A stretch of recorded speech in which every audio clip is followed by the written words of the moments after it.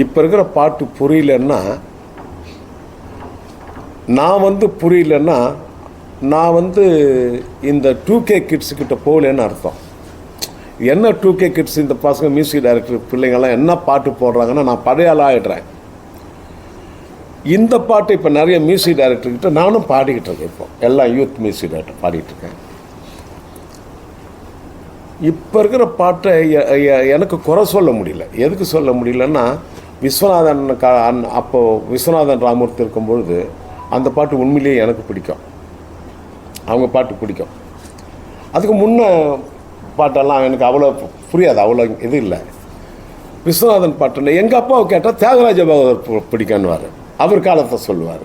இப்போ நம்ம காலத்தில் விஸ்வநாதன் பாவர். இப்போ போக போக பார்த்தா இப்போ இருக்கிற யூத் மியூசிக் டைரக்டர் தான் அவங்களுக்கு பிடிக்கும். இப்போ நம்மளே ஒரு பாட்டு பழைய பாட்டு ஒரு பாட்டு போட்டுட்டு வந்தால் அவங்க ஆப் பாயிண்ட் அப்பா தாத்தா இது பெரிய பழைய பாட்டு தாத்தான்னு இப்போ இருக்கிற பாட்டு போடுறாங்க.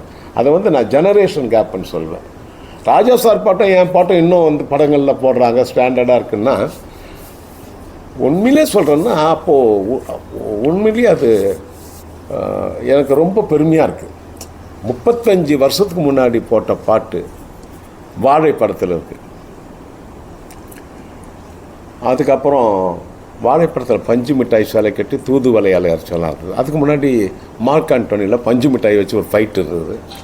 அதுக்கப்புறம் லியோ படத்தில் கருகரு கருப்பாய் பாட்டு இருந்தது. அப்படின்னா 35 வருஷம் கடந்து என்னுடைய பாட்டெல்லாம் நிற்கிறது எனக்கு பெருமையாக இருக்குது. அதை மட்டும் சொல்லிப்பேன். இப்போ யூத் எப்படி செய்கிறாங்கன்னு எனக்கு நான் சொல்ல முடியல. என் பாட்டு காலம் கடந்து நிற்குதுன்னு நான் சொல்லிக்கிறேன். இப்போ ஒரு படத்தில் கூட ஒரு டயலாக் ஒன்று கேட்டேன், லப்பர் பந்துன்னு ஒரு படத்தில். அந்த டயலாக் கூட எனக்கு ரொம்ப நல்லா பிடிச்சிருக்கு.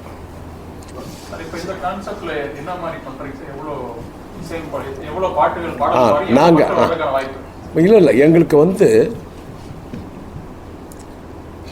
ஒரு 7 ஹவர் 8 ஹவர் 10 ஹவர் பண்ணலான்ற மாதிரி பாட்டுகள் இருக்குது என்கிட்ட இருக்கு.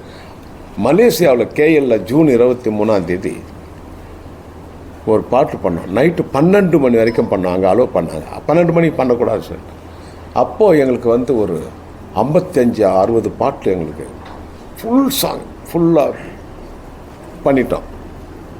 மற்ற ஊர்களில் போகும்போது சார் நீங்கள் 10 மணிக்கே முடிச்சிடணும்னு சொல்கிறாங்க. அப்போ பாட்டுகள் 40 பாட்டு 45 பாட்டு டைமிங்கை பொறுத்து தான் நாங்கள் எவ்வளோ பாட்டு பண்ணுறோன்னு தெரியும். அதனால தான் நடுவில் யாருமே பேசாமல் இருந்தால் நல்லா பாட்டுகள் நிறைய போகும். சில ஊர்லெல்லாம் நடுவில் பேச ஆரம்பிச்சிடுறாங்க. அது என்ன ஆகுதுன்னா பாட்டுகள் எங்களுக்கு ஐயோ நல்ல பாட்டெல்லாம் கொடுக்க முடியலையேன்னு ஒரு ஃபீலிங்காக இருக்குது சார்.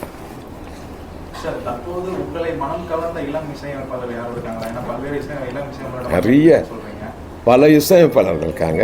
எனக்கு அனிருத் ரொம்ப பிடிக்கும். அவர் நல்லா இப்போது லேட்டஸ்ட்டாக ஸ்பீடாக வந்துட்டுருக்காரு, ஸ்டாண்டர்டாக இருக்குது.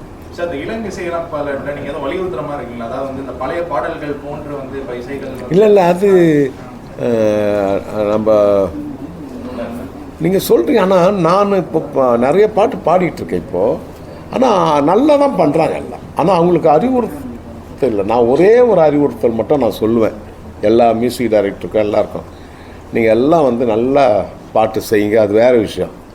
ஆனால் பணத்தை விரயம் பண்ணாமல் சேர்த்து வைங்க.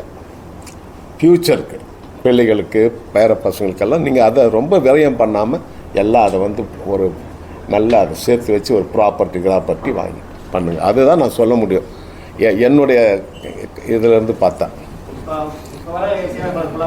படத்தில் நடிக்கிறாங்க என்ன சொல்லுன்னா ஒரு தனி இசையமைக்க முடியாமல் நடிக்கிறாங்களே அந்த இசையமைப்பாளர் என்ன பண்ணுறாங்கன்னா டேரக்டர் போய் இந்த படத்துக்கு நான் நடிக்கிறேன் நானே இசையமைக்கிறேன் அப்படின்னு சொல்லி ஒரு கோரிக்கையை வச்சு அந்த டேரக்டருக்கு டிமாண்ட் பண்ணுறாங்க. அதை நீங்கள் எப்படி பார்க்குறீங்க? அது அவர் டிமாண்டு, அவர் வைக்கிற டிமாண்ட். அதுக்கு யாருக்கு மனசு இருக்கோ அவங்க பண்ணட்டுமே.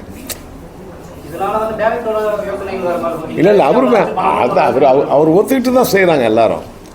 பட் என்ன கேட்டால் அவர் நல்லாவும் நடிக்கிறாரு, நல்லாவும் மியூசிக் பண்ணுறாரு.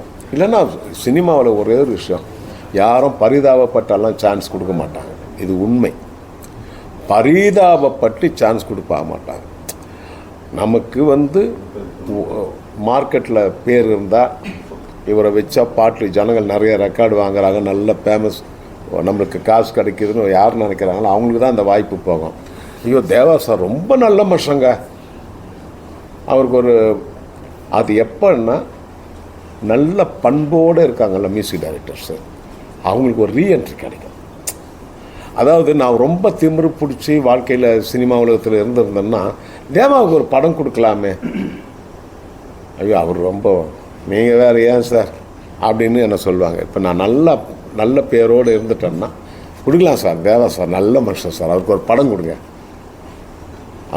அவர் படம் நல்லா தானே பண்ணிகிட்டு இருந்தார், திடீர்னு ஏன் நல்ல மனுஷனாச்சு ஒரு படம் கொடுங்க சொல்லி இப்போ 7 படத்துக்கு நான் மியூசிக் பண்ணிகிட்டு இருக்கேன். இல்லை நடிக்க வாய்ப்பு வந்தது, நான் பண்ணலை. ஒரு மூக்குத்தி அம்மன் கிடைச்சிது, அப்புறம் எல்கேஜின்னு ஒரு படம் வந்தது, அதுக்கப்புறம் ராயன் ஒரு படம் வந்தது, நிறைய படங்கள் வந்தது. பட் நான் மியூசிக்கு இந்த லைவ் இன் கான்சர்ட்டில் பிஸியாக இருக்கிறதுனால அது வேண்டான்னு சொல்லிட்டேன். வருது ஆனால் நடிக்கிறதுக்கு வாய்ப்புகள் வந்தது, பட்டு இந்த வேலை நம்மளுக்கு டைட்டாக இருக்குது, ஒர்க்கு எல்லாம் நாடுகளுக்கும் போக வேண்டியதாக இருக்குது. அதனால் நான் அதெல்லாம் பாதகம் செய்பவரை கண்டால் நாம் பயங்கொள்ளலாகாது பாப்பா, மோதி மிதித்து விடு பாப்பா, அவர் முகத்தில் உமிழ்ந்து விடு பாப்பா. அண்மை செய்திகளை உடனுக்குடன் தெரிந்து கொள்ள இணைந்திருங்கள் இயம்நாடு தொலைக்காட்சியுடன்.